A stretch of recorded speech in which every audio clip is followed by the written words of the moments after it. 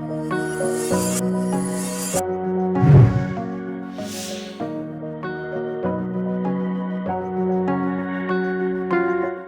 Hello everyone, कैसे हैं आप सभी लोग। मेरा नाम है दीपक और आप इस लेसन में बात करने वाले ब्लेंडर के एनोटेशन टूल के बारे में, बेसिकली जिसको हम एज अ ग्रीस पेंसिल भी बोलते हैं।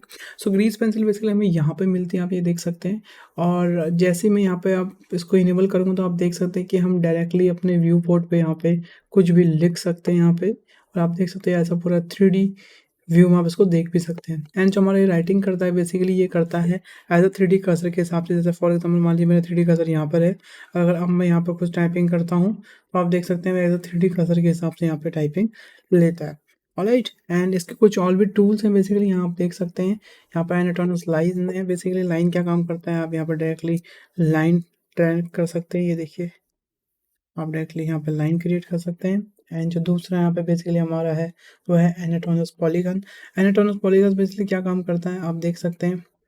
यहाँ पे 1 point, 2 point, 3 point, 4 point, basically जितने भी आप डॉट लगाते हो उन कनेक्टिंग डॉट्स को यहाँ पे ये फिल करता है और आपके लिए एक पूरा सरफेस बनाता है बेसिकली यहाँ पे। और इसको आप किसी भी व्यू में क्रिएट कर सकते हैं। फॉर एग्जांपल मान लीजिए ये देखिए, तो उसको कैसे भी आप क्रिएट कर सकते हैं। ओके, एंड जो उसका नेक्स्ट टूल है बेसिकली वो है हमारा इरेजर।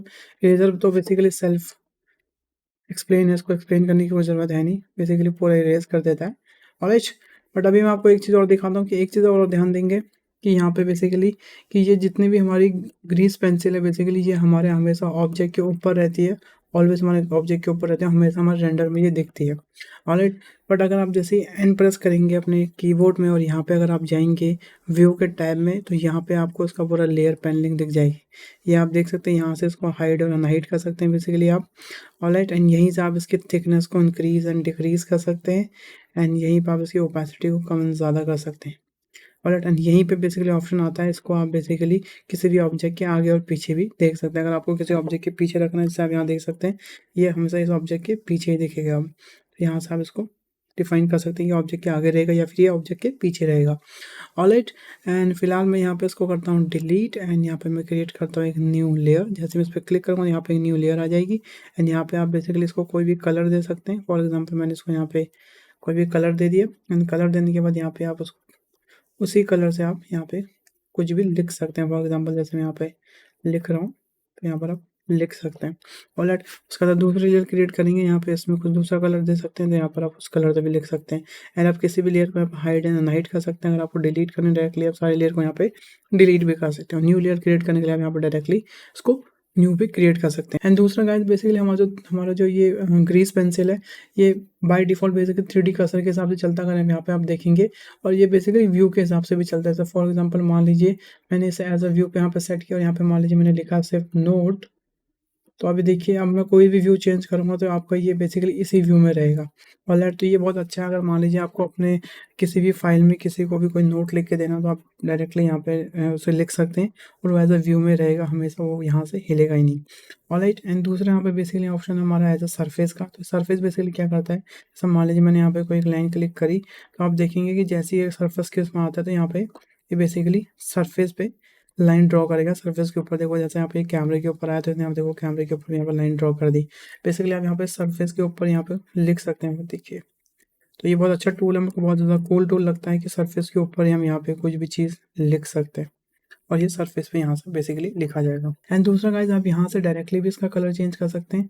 आप देख सकते हैं यहाँ पे आप डायरेक्टली इसका कलर चेंज कर सकते हैं। दूसरा बेसिकली यहाँ पे जो ऑप्शन अभी यहाँ दिख रहे हैं वो ऑप्शन आपको यहाँ भी दिख जाएंगे। यहीं से उसकी ओपेसिटी, थिकनेस एंड सब कुछ यहाँ पे आप इंक्रीज एंड डिक्रीज कर सकते हैं।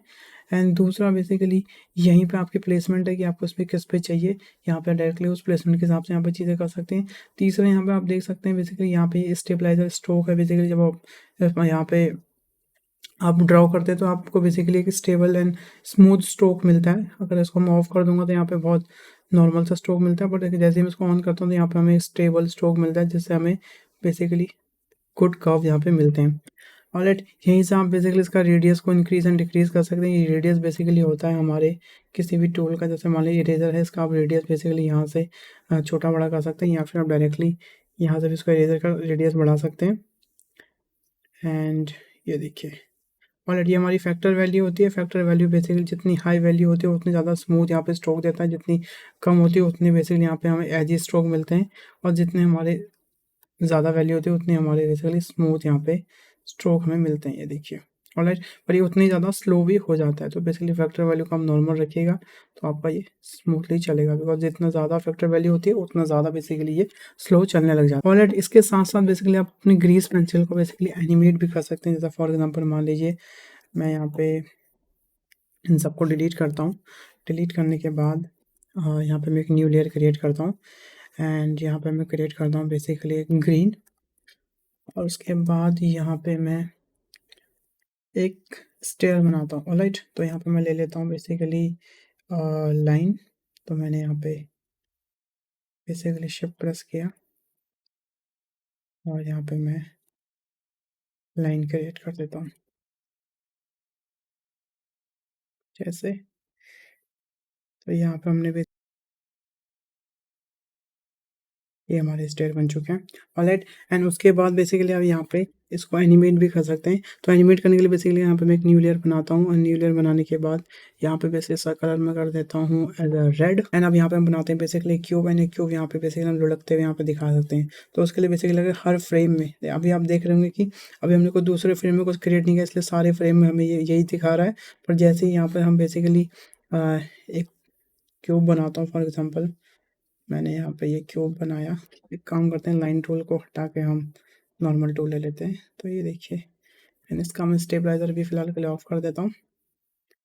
तो यहाँ पे बेसिकली मैंने ये क्यूब बनाया कुछ ऐसे, एंड अब मैं जाऊँगा अपने दूसरे फ्रेम में, और जैसे ही मैं दूसरे फ्रेम में दूसरा क्यूब ड्रैग करूँगा तो आप देखेंगे जो हमारा पहले वाला क्यूब है बेसिकली वो यहाँ पे हट चुका है। एंड जैसे ही फिर मैं तीसरे फ्रेम में जाऊँगा, और जैसे ही मैं यहाँ पे तीसरा क्यूब ड्रैग करूँगा तो हमारा जो दूसरा वाला क्यूब है बेसिकली वो यहाँ पे हट जाता है। ऑलराइट, बट बेसिकली ये हमारी प्रॉब्लम है। अब हमको पता नहीं चल पा रहा एग्जैक्टली हमारा पहला वाला क्यूब कहाँ पे खत्म हुआ, क्योंकि उसी के हिसाब से हम अगला वाला स्ट्रोक यहाँ पर ड्रॉ करते हैं, पर बेसिकली हमें यहाँ पे वो दिख नहीं पा रहा। ओके, एंड इसी प्रॉब्लम को सॉल्व करने का यहाँ पे एक ऑप्शन है, उसे हम कहते हैं अनियन स्किन। तो जैसे आप उसको इनेबल करेंगे तो यहाँ आप देख सकते हैं, जैसे उसको मैं ऑन करता हूँ तो यहाँ पर आप देख सकते हैं बेसिकली हमें इससे पीछे वाला फ्रेम दिखा रहा है, एंड आप इससे आगे वाला फ्रेम भी देख सकते हैं। अगर इसका आगे वाला फ्रेम हो, जैसे फॉर एग्जाम्पल मान लीजिए मैं 3rd से 2 पे आता हूँ, तो आप देखिए ये 3rd फ्रेम है, ये 2nd फ्रेम और ये 1st फ्रेम है। तो यहाँ पर आप बेसिकली देख सकते हैं कि कौन सा फ्रेम आपको यहाँ पे कितने फ्रेम देखने हैं बिफोर के, कितने फ्रेम देखने हैं आफ्टर के बेसिकली। ऑलराइट, तो फॉर एग्जांपल मान लीजिए अब मैं 3rd से 4th फ्रेम में आता हूँ। जैसे मैं 4th फ्रेम में आता हूँ, अब मुझे यहाँ पर दिख रहा है, तो मैं अब इस क्यूब को इसके हिसाब से ड्रैग कर सकता हूँ। तो मैं यहाँ पे ये पूरा एनिमेशन क्रिएट कर देता हूँ।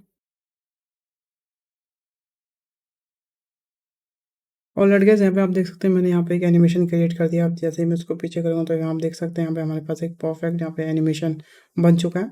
ऑलराइट, एंड जैसे ही मैं इसको आप प्ले करूँगा तो आप देख सकते हैं यहाँ पे ये एनिमेशन यहाँ पे विजिबल हो रहा है। ऑलराइट, एंड सबसे पहले यहाँ पे मैं ये आफ्टर एंड बिफोर दोनों यहाँ पे हटा देता हूँ। तो आप यहाँ देख सकते हैं, अब ये सिर्फ हमें इसको भी ऑफ कर देते हैं। अब हमें सिर्फ ये एनिमेशन यहाँ पे दिखा रहा था, बेसिकली इसको हम ऑफ कर देते हैं पूरा। तो हमें अभी सिर्फ एनिमेशन यहाँ पे दिखाएगा, ये देखिए। ऑलराइट, एंड दूसरा बेसिकली क्या है, अगर मान लीजिए आपको बिफोर फ्रेम देखने हैं तो आप यहाँ देख सकते हैं, यहाँ पे जितने फ्रेम आपको देखने हैं उतने फ्रेम का बेसिकली यहाँ पे आप यहाँ पे इंक्रीज कर सकते हैं, उतने फ्रेम यहाँ पे बेसिकली दिखेंगे। और एक चीज़ आप और नोटिस करना, जितने फ्रेम में पीछे जा रहा है उतना ही ज़्यादा बेसिकली यहाँ पे ये पीछे पीछे सॉफ्ट एंड उसकी ओपेसिटी कम होती जा रही है। और देखिए कितना कूल एनिमेशन यहाँ पे क्रिएट हो रहा है, ये देखिए। सॉलिड, तो इस तरीके से आप बेसिकली यहाँ पे ग्रीस पेंसिल से एनिमेशन भी क्रिएट कर सकते हैं। बहुत ही ईजी है इसको क्रिएट करना, और बहुत ही ईजी है यहाँ पे बेसिकली चीज़ों को एडिट करना। ऑलराइट, तो बेसिकली क्या है, इसको हम शेडिंग मोड में भी यूज़ करते हैं। जैसे बेसिकली यहाँ पर मैं जाऊँगा शेडिंग मोड में, यहाँ पर भी हम बेसिकली इसको यूज़ कर सकते हैं। तो बेसिकली यहाँ पर भी हमें ऑप्शन मिलता है, और यहाँ पर अगर मैं प्रेस करूँ तो यहाँ पे बेसिकली पूरे स्ट्रोक के स्टेबलाइजर सारी सेटिंग बेसिकली यहीं पे हमें दिखती है। ओके, यहाँ पे आप चेंज कर सकते हैं, इमेज के ऊपर लिखना है या फिर व्यू के ऊपर लिखना है, ये भी यहाँ पे आप सेट कर सकते हैं। दूसरा बेसिकली आपसे 2D विंडो में भी आप यहाँ पे लिख सकते हैं। तो फॉर एग्जांपल मान लीजिए मैं यहाँ पे जाता हूँ अपने 2D एडिटर पे, बेसिकली यहाँ पे, एंड यहाँ पे भी आप बेसिकली एनाटोनस से कुछ भी लिख सकते हैं, ये देखिए। ऑलराइट, एंड यहीं पर अगर आप एन प्रेस करेंगे तो यहाँ पे आपका वो सेम चीज़ है, कलर चेंज कर सकते हैं, इमेज पे लिखना है या व्यू पे लिखना है, स्ट्रोक कैसा चाहिए, रेडियस कितना चाहिए, थिकनेस कितनी चाहिए, वो सब भी आप यहाँ पे बेसिकली आराम से एडिट कर सकते हैं।